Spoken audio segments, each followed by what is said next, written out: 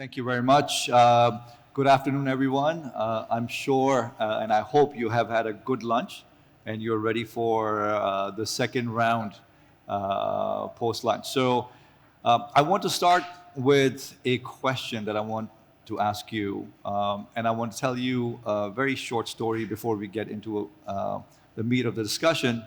The question I want to ask you is, what do you think is the most important? Capital, execution, or vision? And we will come back to this theme as we go through the panel. So again, capital, execution, or vision.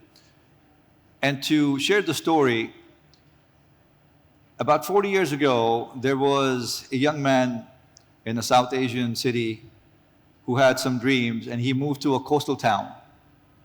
And the coastal town had a couple of 100,000 people, decent infrastructure, but nothing extremely impressive. You fast forward that 40 years. That gentleman or that young man is now a multi-billionaire. That coastal town has 3.5 million people. The GDP of that coastal town is over 300 billion. And it brings me back to the same question that I asked you earlier, which is it capital, is it execution, or is it vision that leads to that outcome? So having said that and keeping this in mind, I want to turn to our panelists. We are not going to do the intros. You've already, you can read that, and the panelists have been introduced. And I want to start with a question, Your Excellency. In terms of the compliance and regulatory framework, what do you think, and what is Abu Dhabi as an emirate doing in relation to the most important elements of regulation to bring market integrity, some of the new ideas, the new initiatives that your authority is implementing? So we want to paint a picture of how everything fits together. Thank you, Jahbaz. First of all, I need to know the answer of this question. Which one is visionary or execution or capital? Do you have the answer? Or you are waiting for the audience to answer that? I think we will wait for the audience to answer that question, and we'll ask you also the same question. Assalamu alaikum, everybody. Good afternoon. I hope you are enjoying the vibes here in this Abu Dhabi Financial Week, which is an amazing event for us. And thank you for attending our sessions. First of all, let me put it this way. When the government of the UAE mandated the compliance regulations, Abu Dhabi government created a body called ADRA, Abu Dhabi Registration Authority, which is mandated to supervise all compliance activities related to registrars in the mainland and the commercial free zone, except our friend here, Tim. He's away from me. We started with implementing the regulation that was mandated by Ministry of Economy and the General Secretary of AML-CFT, PF, back in 2021 onwards, improving the requirements, enhancing the requirements, and making sure that implementing the easiest requirements that we can do. Having said that, we build kind of an orchestrated, let's say, processes and procedures to make sure that we comply with federal regulations in line with the FATF recommendations 24 and 25 and the immediate outcomes expected by FATF also number 5. So this is our main goal, is to get aligned with global and worldwide regulations in line with our own culture requirements and our own environment requirements, which is the federal regulations. Fantastic, thank you. I think what you have said is extremely important, because how do you build integrity in the system, and how do you build confidence And what we have seen is basically the certainty of outcome.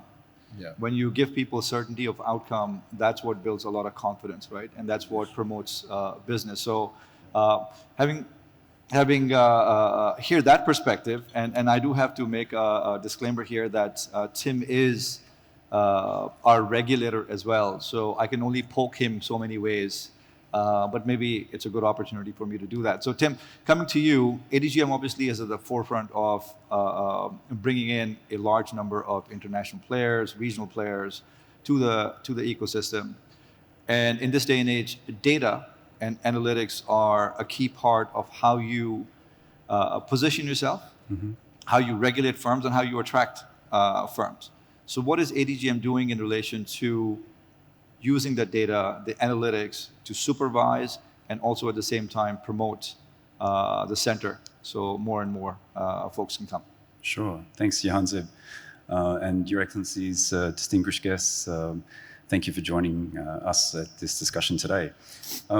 So at ADGM, in the Registration Authority, we're in the midst of a transition at the moment. We're moving away from activity for activity's sake towards what I would call intelligence-led supervision.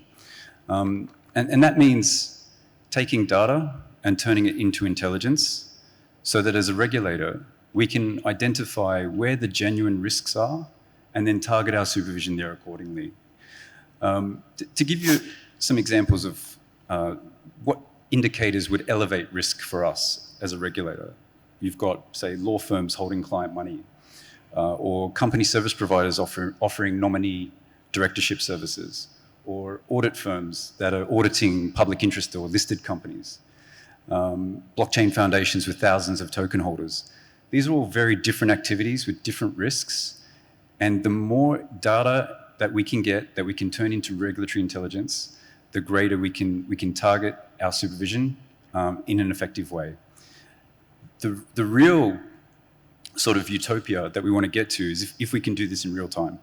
So, for example, law firm today may not be holding client money, but it may start holding client money tomorrow. But we may, through our traditional methods, we might not know that until the next time we come back around for an inspection, which could be 2 years later.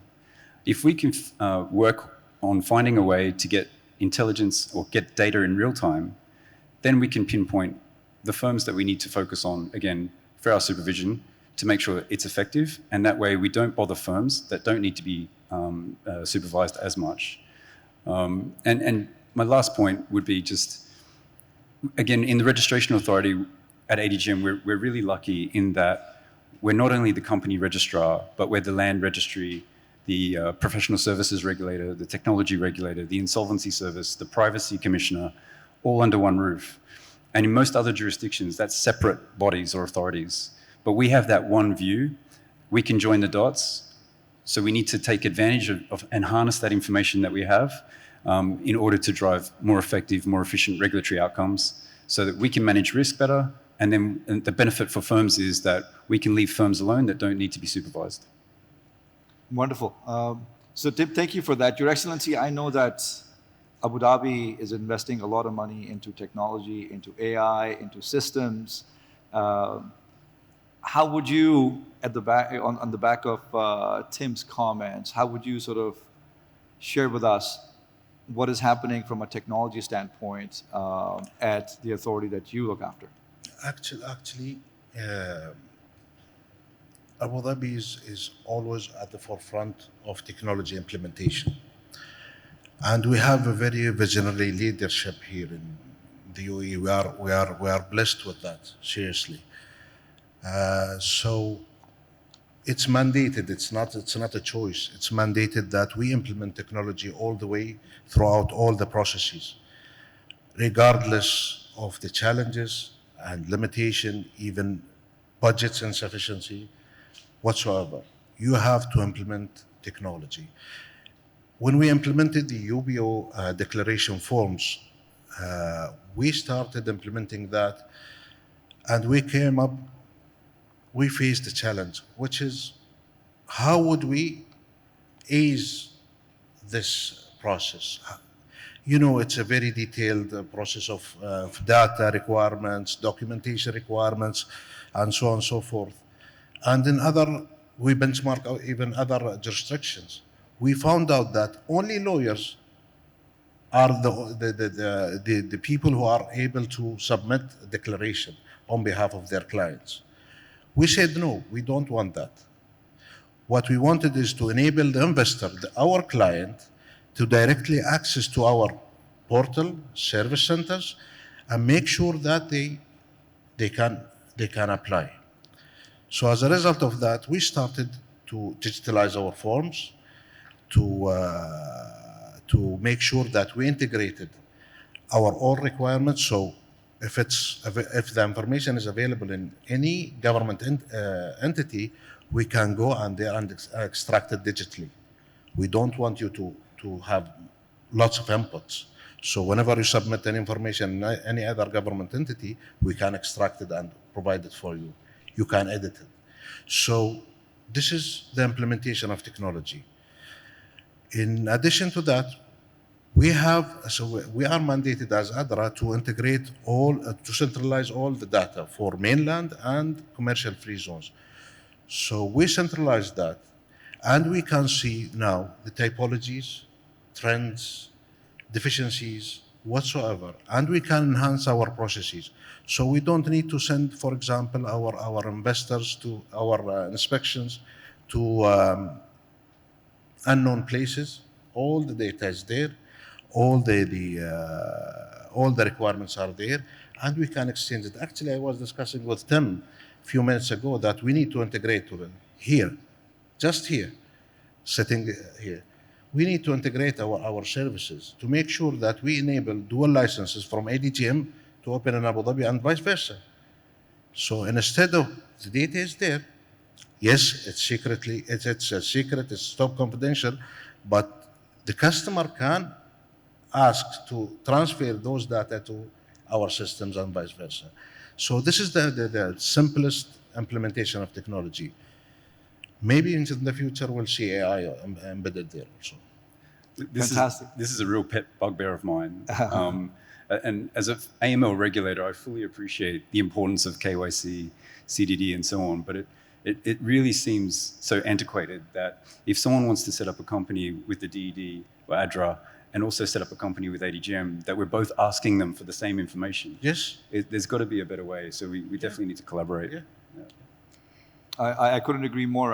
And I think, and we have done some research on this, so approximately if you reduce the go live time by 30 days, it has an impact of between 1% and 2% of revenue of that business in general in the first year of doing business. So if that is the case, you can imagine the number of companies that are coming in size of revenue, and speeding all of this up can increase that part of the GDP quite a bit. So on the back of what has just been said, I think there's always a challenge between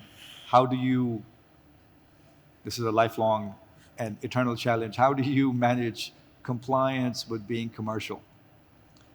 Generally, regulators get accused of you're not commercial enough. The regulators get accused of, the authorities get accused of, okay, you are not commercial enough. No. The other parties are trying to also do things very fast, and they don't have a view of the wider picture about what leads to market integrity. So how would you view that conflict, and how are you addressing that particular challenge that has haunted everybody forever? Yeah, well, as I said, we are integrated with so many government entities. That's one. Second, we have a goal that effortless, and actually the government of Abu Dhabi is conducting, I think, a biannual competition between government entities for effortless. So as much as possible, we simplify our processes in the front line and the back end, also for our own employees. So we made sure that the transactions doesn't take that long. There are no days for you to wait. It's just maybe maximum of 1 hour, 2 hours maximum to review a complex structure. It's not an easy task, believe me. We have an army back there, but we are also having a well-trained army in our service centers to assist clients to go through the application to make sure that they deliver. They submit a proper application, which can be approved easily. So simplifying the requirements, simplifying processes, automating and data gathering. As you said, the data is important. So all of those combined together would give an excellent, I think, customer experience. Excellent. And Tim, you and I were talking, and you were referring to integrity as the invisible, market integrity as the invisible infrastructure. And how do you, again, coming back to the same question slightly differently, is how do you create an efficient infrastructure, invisible infrastructure, but efficient infrastructure that has market integrity without compromising on the principles, yet being commercially viable? We are seeing this here already with a number of firms that are coming to Abu Dhabi and to ADGM, but how do you take this to the next level? Sure. Let me begin my answer to that with asking the audience, or sharing with the audience a riddle. So what is something that's very hard to measure? You can't see it, you can't touch it, you only notice it when it's gone, but it has enormous value. Now, my kids would probably say Wi-Fi, but you can kind of measure that. Where I'm going with this is market integrity. It's intangible, and that's why I refer to it as invisible infrastructure, because when you have market integrity, cost of capital goes down, trust goes up, and transactions become frictionless in terms of doing business. When market integrity is absent, conversely, then just doing business becomes harder. Trust goes down, cost goes up. And so market integrity is this business enabler, this business enablement infrastructure, but because it's intangible, it's invisible. And some of the ways or the elements that we try to employ in ADGM to ensure market integrity are things like holding auditors to high standards of audit quality, having a comprehensive whistleblowing regime, ensuring professional standards for services firms, but also the role of the registrars in terms of being proactive, leveraging technology, and where necessary, taking proportionate enforcement action, all demonstrates that this is a jurisdiction that takes market integrity seriously, and that's how we try to promote it. I think the market integrity point is very important, but that's also a function of harmonization. And Your Excellency, so obviously you have a wide remit, and you've talked about the harmonization and the data sharing between the various free zones and the authority and so on. Paint a picture for the audience, if I may request you. What do the next 2-3 years look like for people coming to Abu Dhabi, and how much improvement? Because there's always room for improvement. We are doing phenomenally well compared to a lot of other places, but you can always grow, and I think that's the ambition. So what's the next step? Well, actually, our vision is to attract investments and businesses. So the main principle to do that is ease of doing business. And to reach to ease of doing business, you need to implement whatever tools that you are having.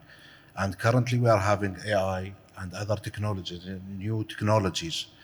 So I think harnessing technologies to make sure that Abu Dhabi at the forefront of the world and leading the diversification and the non-oil economy, and making sure that businesses are easily accessing to the market without any burdens or barriers, keeping in mind the market integrity. So technologies nowadays is the secret answer for everything. Thank you so much. Thank you very much. And I would leave the audience with that thought again, having heard the panelists. Again, I would encourage you to think about, is it capital? is it execution, or is it vision? So maybe we can finish with that. Your Excellency, what do you think? No, no, no. I wouldn't say. You have to tell me. I think if you ask me, the priority always goes to the vision, because if you don't have direction, you really don't have anything. You can deploy a lot of capital and execute in the wrong direction, and it wouldn't get you anywhere. But first, obviously, is the vision, then the execution. And capital is nice to have, but if you have good vision and good execution, you can actually create capital. So that will be my view. But with that, I would like to thank Your Excellency. Tim, thank you very much Thank you for so much. an excellent discussion. It's an honor to share the stage with you. And I wish all of you a very happy afternoon and lots of more interesting panels. Thank you very much. Thank you.